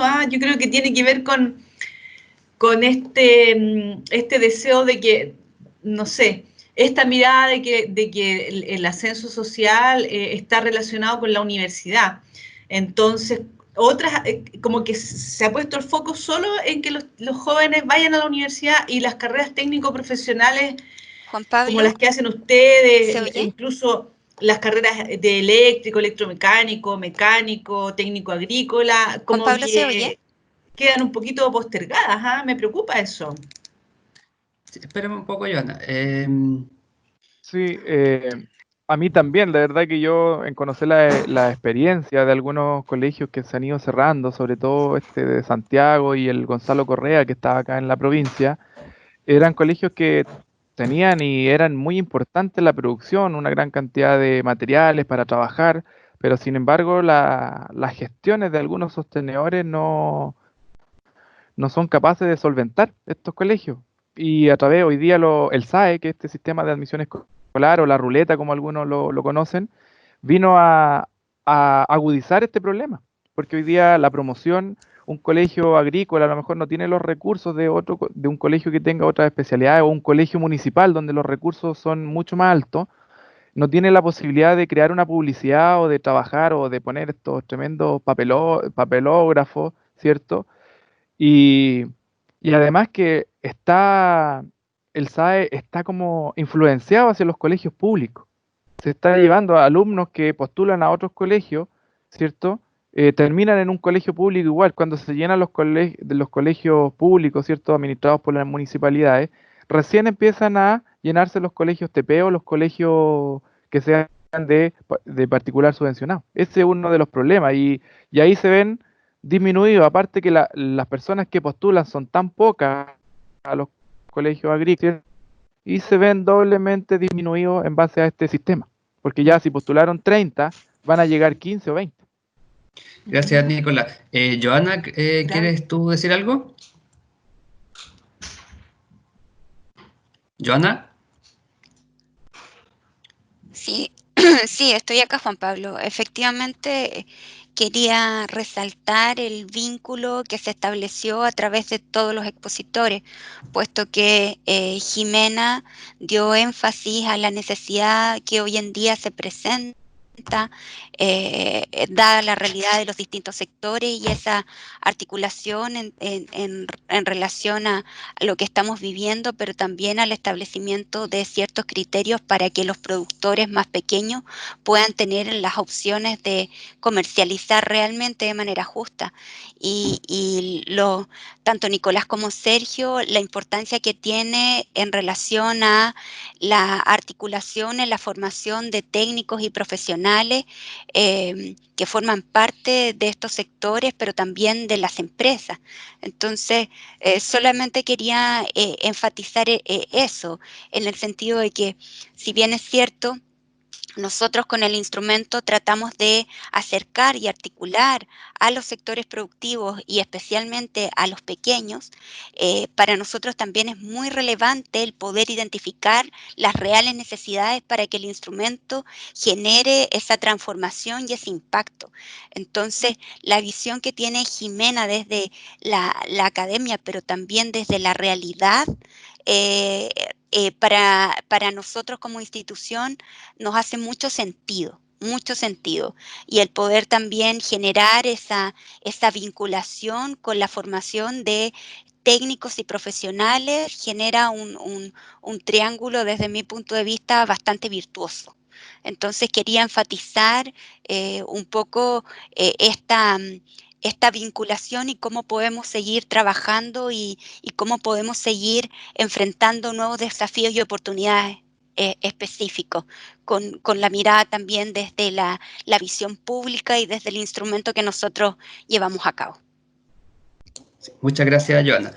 Bueno, ahora hay más preguntas, así que vamos a empezar a leerlas. Bueno, Andrés Ávila pregunta para Jimena. Pregunta si en Curicó hay empresas que comercializan con sellos de comercio justo. Bueno, pueden argumentar los demás expositores también si es que si es que así lo estiman. Así que, Jimena, por favor. Ya. Oye, qué buena pregunta, Andrés, porque fíjate tú que Curicó y la región del Maule, son las que tienen la mayor cantidad de empresas con este sello específico Fairtrade. Ya te decía que hay otros sellos de comercio justo, pero con este es Curicó. Y resulta que si tú vas a cualquier lugar a comprar, no encuentras esos productos. Ya tienes que ir, por ejemplo, en el caso de Vinos Lautaro, ellos solo le venden vino a una red de amigos porque no tienen licencia para vender al detalle el vino dentro de la ciudad. Entonces, Loncomilla, por ejemplo, la cooperativa tiene un puesto de venta que está en la cooperativa, pero ya en Loncomilla, digamos, San Javier. Entonces, efectivamente, ellos tienen, y lo han reconocido como organizaciones con este sello, como empresas de comercio justo, que tienen pésima canal de comercialización nacional, o sea, no tienen cómo vender el producto dentro del país, porque faltan las cadenas, digamos, de logística para poder distribuirlo. Por ejemplo, para entrar al supermercado a vender, tienen que las empresas pagar el derecho, digamos, del espacio donde se ponen los productos, ¿cierto? Tienen que asegurar ciertos volúmenes que estas empresas no pueden asegurar. Entonces, yo creo, Andrés, que hay un tremendo desafío ahí de que estas empresas puedan vender sus productos dentro del país. Por ejemplo, la miel que produce, al menos las empresas de acá de Curicó, que también es miel certificada, solamente la puedes comprar a los amigos llamando por teléfono a alguno de los socios de la cooperativa. Así es que en ese sentido yo pienso que tenemos un tremendo desafío para poder vender esos productos dentro de los mercados locales. Ahora, aparte del sello Fairtrade, que es un sello formal que se le pone la etiqueta, ¿cierto?, al producto porque se certificó a través de un proceso, yo creo que lo que nos tiene que imbuir, digamos, es el espíritu de la idea de hacer un comercio justo más allá del sello. Ya, o sea, hay productos, por ejemplo, las lechugas, que difícilmente se podrían certificar para exportación con este sello, pero la idea de pagar un precio justo es una idea que tiene que ir más allá de los productos con sello. Tiene que ser una idea que trascienda en el fondo y que podamos tener todos como consumidores y también los canales de distribución. ¿Ok? Eso. Gracias. María Verónica Barca tiene otra pregunta. Dice, ¿cómo se podría lograr incluir la sustentabilidad a los colegios? Ya que de cierta forma se centran en la producción de mano de obra calificada y todo lo antes mencionado, se refiere a la presentación de Nicolás con Sergio, pasa por alto. No sé si Sergio, Nicolás, quisieran responder. De acá, ya, mire, en el caso de nosotros, ¿qué es lo que se está haciendo para incluir la sustentabilidad en los colegios? Es lo que les conversaba. Hoy día existe un taller de sustentabilidad que es de forma transversal. Es en todos los niveles, desde prebásica hasta cuarto medio. Todos los cursos tienen este taller donde se ocupan 45 minutos, ¿cierto? Toda la semana en base a la sustentabilidad, en base al trabajo. Bueno, tú, Juan Pablo, también, cómo empezamos a que los chicos entiendan, es que sea visible. El ODS a lo mejor si los nombramos lo van a entender, pero que esto sea visible, que los chicos hoy día entran a cualquiera de nuestras escuelas y van a encontrar los ODS ahí de forma visible, cosa que ellos ya se lo empiecen a memorizar, lo empiecen a conocer. Pero en base, ¿cómo pueden, cierto, lograr incluir la sustentabilidad? Es a través de este taller, por lo menos en el caso de nosotros, y también en base al comité. Formar un comité y buscar a lo mejor que todos trabajen hacia un mismo objetivo, que en base a la sustentabilidad. Se centra, ¿cierto?, en la producción de mano de obra, pero esta mano de obra tiene que también tener ese como sello adicional, que es que una mano de obra, ¿cierto?, calificada, pero que además es sustentable, porque tiene esta mirada que puede llevar al negocio a un trabajo idóneo y con otra mirada que a lo mejor no lo va a dar alguna institución que se dedica solamente a la producción. Una empresa exportadora solo va a exportar, exportar, exportar. No es lo mismo como que en un colegio se hable de agricultura familiar campesina y no que se hable solamente de empresas industriales. Eso ya hace el cambio, partiendo por ese lado. Me gustaría acotar algo también a lo que dice Nicolás, que no solamente se trabaja en cuanto al taller en sí de sustentabilidad, sino que además en nuestra escuela al menos tenemos el Comité de Medio Ambiente Y además de ese taller de sustentabilidad que nombraba Nicolás, se debe realizar una vinculación con otras asignaturas que también son muy importantes, como tecnología o artes visuales, ciencias naturales, historia y geografía, donde también podemos lograr trabajar un espectro un poquito más amplio y no solamente lo que es la sustentabilidad en sí, sino que tratar de aplicarlo en otra asignatura. Es bastante nuevo ese sello dentro de la escuela, pero es un gran ejemplo de cómo nosotros podemos ir incluyendo la sustentabilidad en el día a día de parte de todos nosotros. Eso.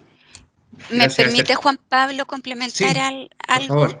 El Ministerio de Medio Ambiente, a través de sus seremías y específicamente a través del Departamento de Educación Ambiental, cuenta con sistemas de certificación de colegios y municipalidades, en donde están establecidas las políticas, los lineamientos y también hay recursos, pero los tienen, y de esa manera se puede apoyar el trabajo que están desarrollando los distintos liceos municipales y colegios municipales en términos de educación ambiental. Eso quería complementar. Gracias, Joana. Tenemos otra pregunta de Thierry Winkel. Bueno, él contextualiza un poco mencionando que la asociatividad entre los pequeños productores es crucial para acceder al mercado en general y al comercio justo en particular. Entonces pregunta por el contexto chileno. ¿Cuáles son las acciones en política pública, educación o capacitación que fomentan esta asociatividad de los pequeños productores, bueno, de los campesinos en verdad? Joana, por favor, si nos puede responder primero. Quizá, yo creo que es para todos. Pero comencemos con Joana, por favor. Perfecto. Nosotros fomentamos la asociatividad a través del instrumento con el cual nos llevamos a cabo, que son los acuerdos de producción limpia. Nosotros trabajamos directamente de manera asociativa, ya sea a través de un gremio, una cooperativa, un consorcio de empresas, y articulamos a los sectores públicos con los sectores privados en estas materias. Por lo tanto, desde la política pública es la Agencia de Sustentabilidad y Cambio Climático, a través del instrumento Acuerdo de Producción Limpia, quienes fomentan, fortalecen y articulan esta asociatividad. Obviamente también hay otras instituciones que apoyan bajo un trabajo más que asociativo, más bien un trabajo articulado entre los pequeños productores y los municipios y las cooperativas. Me refiero a INDAP, mediante sus prodesales, que también de alguna forma establecen ese apoyo y esa asesoría técnica directa. Pero si lo ejemplifico, de pronto puede ser muy autorreferente, pero nuestro instrumento desde su base apoya y articula y potencia y fortalece la asociatividad. Ya. Sí, si me permite, don Juan Pablo, ¿se escucha? ¿Sí? Sí, adelante, Jimena, se escucha. Ah, ya, súper. Oye, qué buena la pregunta de Thierry, me gusta mucho porque fíjese usted que en Chile no es la primera vez que se piensa en fomentar la asociatividad campesina. Y el Estado, al menos en 2 o 3 ocasiones, ha tratado de hacer un esfuerzo enorme de fomento del cooperativismo. El primer esfuerzo fue con la crisis del año 29, digamos, con la gran crisis y con la gran depresión económica que vino después de la crisis del salitre y después de la crisis de la bolsa en Estados Unidos. Chile tuvo una crisis gravísima, ¿ok? Y una de las salidas, porque volvieron miles y miles de obreros de las minas del salitre, volvieron desempleados a Santiago, y el Estado en ese momento hizo la primera ley de fomento del cooperativismo frente a una crisis económica de gran envergadura. Y en ese momento se crearon las primeras cooperativas vitivinícolas, por ejemplo, que producen pisco en el norte, algunas cooperativas lecheras en el sur y cooperativas vitivinícolas aquí en la zona central de Chile, para poder justamente fomentar a través del cooperativismo la salida de una crisis, porque se vio que habían, ¿cierto?, el mismo problema que ya describí hace un rato. Después vino un segundo impulso al cooperativismo y a la asociatividad campesina con la reforma agraria. Estamos hablando del año 67 al año 73, en que el Estado vuelve, ¿cierto?, a tratar de fomentar el cooperativismo, en este caso del sector reformado, digamos, de la reforma agraria. Eso muere, ¿cierto? Eso después es reprimido, perseguido, ¿cierto? Y anulado por un Estado que se retira del fomento productivo y vuelve a aparecer, ¿cierto? De nuevo, un fomento a la asociatividad, yo diría, en los últimos 6, 7, 8 años recientes, ¿ya? Entonces, como que en situaciones de crisis el Estado de Chile al menos se preocupa y quiere hacer fomento a la asociatividad. Pero después vienen las vacas gordas, en el fondo viene como el crecimiento económico convencional, donde empresas contratan trabajadores, donde empresas compran insumos, los productores se encadenan con esas industrias y se deja de lado de nuevo la idea del cooperativismo. Actualmente, en este momento, la institución a cargo y responsable del cooperativismo es la Dirección, ¿cierto?, de Asociatividad y Economía Solidaria, del DAES, del Ministerio de Economía. Esa es la institución que tiene a cargo el fomento. Lamentablemente, los cambios políticos del país, ¿cierto?, un poco la ideología de los gobernantes va cambiando, y si la ideología de los gobernantes es pro cooperativismo, se le da fuerza, se le dan recursos a esa institución, incluso se lleva a capacitar. Ahí, bueno, Nicolás se fue a Italia, ¿cierto?, a capacitar en cooperativismo en un momento de luz y fulgor, ¿cierto?, del cooperativismo en Chile, y después se retira ese apoyo. O sea, es un apoyo muy, muy de vaivén. En este momento está un poco de capa caída, ¿cierto?, porque no es de las prioridades de la ideología, al menos de nuestros gobernantes actuales, el fomento cooperativo. Y bueno, esperemos que en algún momento eso se reponga. Por lo tanto, es un poquito de vaivén. Y a nivel de instituciones públicas, yo diría, comparto con Joana, INDAP, que creó un instrumento que se llama Programa de Asociatividad Económica, que es un instrumento relativamente nuevo, ¿cierto?, que debe tener unos 8 años más o menos, que fomenta justamente la formación de empresas asociativas, pero no solo cooperativas, sino sociedades de responsabilidad limitada y todo. Entonces, en resumen, parece que con las crisis viene la idea de que el cooperativismo es bueno, después vienen las etapas de crecimiento convencional, se deja eso de lado y después volvemos. Ojalá que eso deje de ser un vaivén y sea, digamos, algo permanente. Gracias, Jimena. Sergio, Nicolás, o si no, para pasar a otra pregunta. Pasamos. Ok. Bueno, Filipo Saulkowski comenta que Miguel Torres tiene un vino estelado producido a partir de cepas país. Bueno, Andrea Ávila nuevamente pregunta para Joana. Dice que explica que hay certificación, pero para los colegios municipalizados y no para los particulares. Debe referirse a lo que mencionabas del Ministerio de Medio Ambiente. No sé si nos puede agregar algo al respecto a eso. Efectivamente, es para los colegios municipalizados. Sin embargo, de pronto la experiencia que ha dado a conocer Sergio y Nicolás facilitan también el establecimiento de las líneas base que se requieren para poder avanzar en la incorporación de materia de sustentabilidad en los colegios. Y obviamente el trabajo que ejerce las instituciones de educación superior en la vinculación con el medio también permiten de pronto generar proyectos de apoyo a colegios cercanos a las comunidades en las cuales están insertas, que facilitan, y lo he evidenciado en algunos ejemplos a través del Acuerdo de Producción Limpia, Red de Campos Sustentable, en donde se ha materializado. Entonces, allí también pudiese haber alguna oportunidad relacionada directamente. Muchas gracias. Perdón, me había saltado una pregunta. Sí,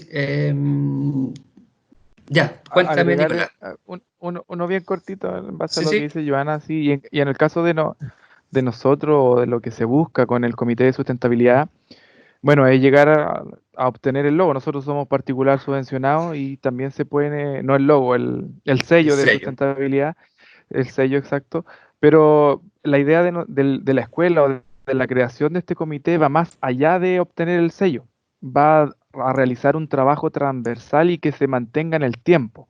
Por eso es que trabajamos, en este caso en el comité, por eso está Sergio, que es de la CDHC, y yo, que soy de la CDTP, porque es un trabajo que estamos realizando en base a las 3 sedes, incluido el jardín infantil que tiene la escuela también, para trabajar desde pre-básica, ¿ya? Es algo transversal y algo que que la idea de la sustentabilidad, por lo menos en nuestro caso, es que se mantenga a través del tiempo. Y yo creo que ahí parte de la base, más allá de obtener el sello, que es puede ser cierto, una ayuda, pero la sustentabilidad, por lo menos como nosotros la queremos mostrar, es que vaya más allá de un sello, sino que se mantenga en el tiempo.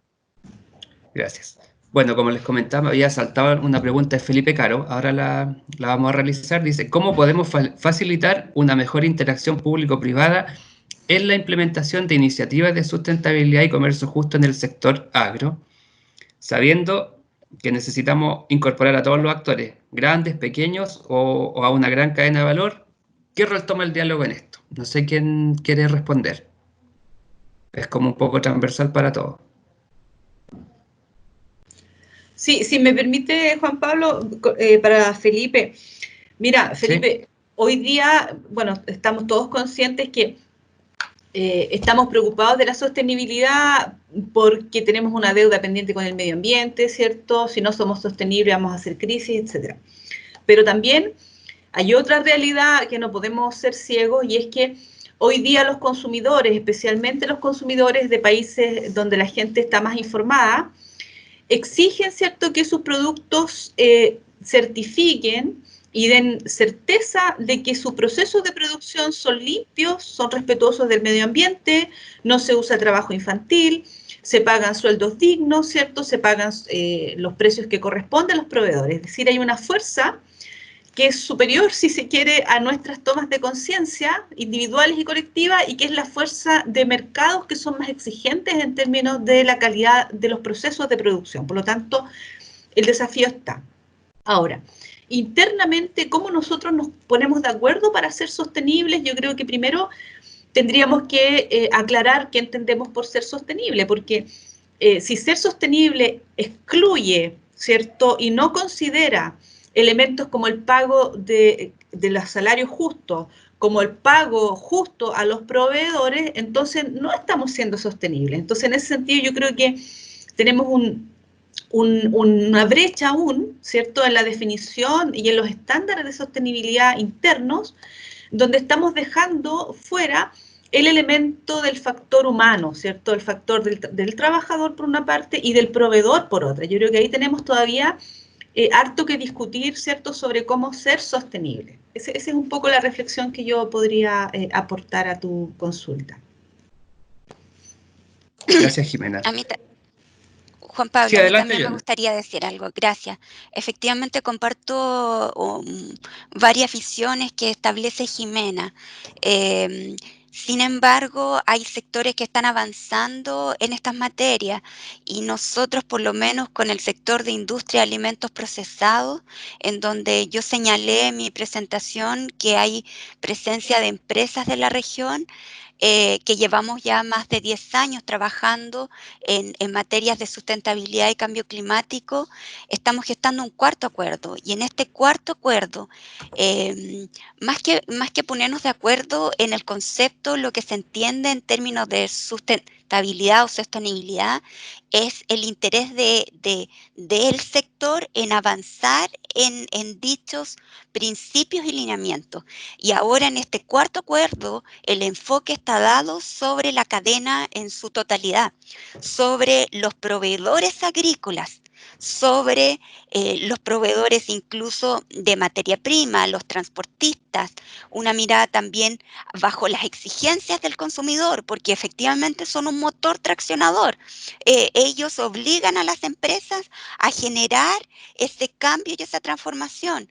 Por lo tanto, en este cuarto acuerdo también tenemos esa mirada con las exigencias de los mercados con el consumidor, pero, o de manera complementaria también con el concepto de debida diligencia. Estamos con esa mirada directa con la Subsecretaría de Relaciones Económicas y Asuntos Exteriores, con esa mirada también de debida diligencia, que engloba en su mayoría los principios y los conceptos que Jimena señalaba. Entonces, si bien es cierto, este es un ejemplo que podría ser replicado y podría ser transferido a otras empresas bajo una mirada de acuerdo regional, territorial, con necesidades de cumplimiento, bajo un concepto de comercio justo, cuento un poco la experiencia que estamos desarrollando a nivel institucional, en donde estamos haciendo esa internalización de necesidades con este encadenamiento productivo bajo la mirada del consumidor y las exigencias. Entonces, vuelvo a reiterar la capacidad de flexibilidad que tiene el instrumento para poder apropiarse y generar un poco estas oportunidades y estos desafíos. Gracias, Joana. Bueno, me informan que Sergio debe retirarse, tiene que ir a impartir clase en este momento, así que les damos las gracias por su participación, una muy interesante exposición, y bueno, vamos a seguir en contacto para seguir desarrollando más actividades. Así que muchas gracias, Sergio. Gracias a usted. Bueno, en honor al tiempo, ya nos quedan 4 minutos. Quiero solamente leer un par de comentarios que han hecho Andrea Ávila nuevamente. Dice: el pequeño agricultor no se ve representado con el cooperativismo, debido a que se ve enfrentado a reglas de calidad, entrega recursos en forma tardía, no al momento de entregar sus productos, aumentan sus costos por la mantención de un grupo de gestión cooperativo, me imagino, claro, a la forma de administrarla. En cambio, a través del conchencho paga el momento del retiro del producto y no cuestionan su calidad. Se paga un menor precio, por supuesto, pero es como él alude que es más directo. Vamos a leer otro comentario de Thierry Bin, que él dice: interesante la reflexión de Andrea Ávila. Justamente el intermediario tiene su papel social y económico también, particularmente en zonas marginales. Esto se demostró en varios países, dice. Por otro lado, me parece algo caricatural la descripción que nos hace sobre las cooperativas. Ellas también tienen sus virtudes y, como siempre, dependen de los que conforman la agrupación y de su implicancia y dedicación. Lo humano lo es todo, no el sistema en sí. Bueno, al parecer ya no hay más preguntas. Quedan un par de minutos. No sé si quieren hacer una última reflexión los expositores para que vayamos cerrando.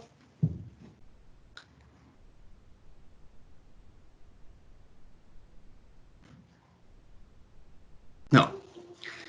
Bueno, yo comentarles que también pertenezco al Comité de Medio Ambiente y Sustentabilidad que se armó, que se está generando en estos 3 colegios que mencionaban Nicolás y Sergio. Muy contento de poder aportar en esto.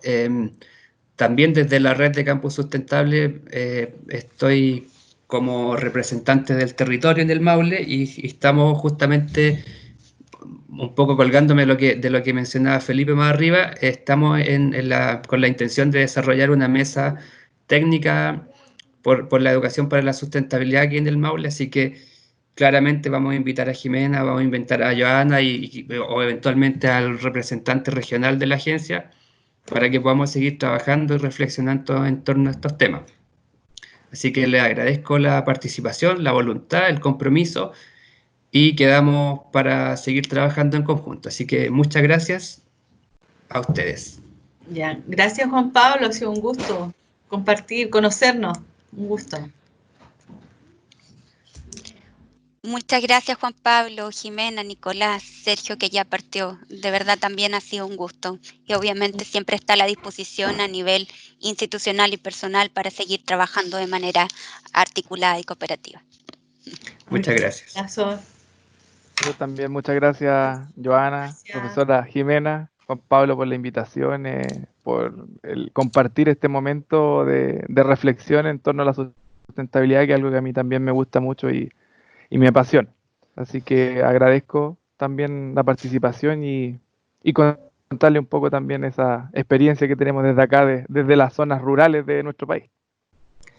Bueno, agradecemos a todos quienes nos escucharon también por la participación y les vamos a enviar la grabación de este webinar y también vamos a compartir las presentaciones que por ahí alguien las pedía. Van a estar disponibles por correo y las vamos a subir a las redes sociales también.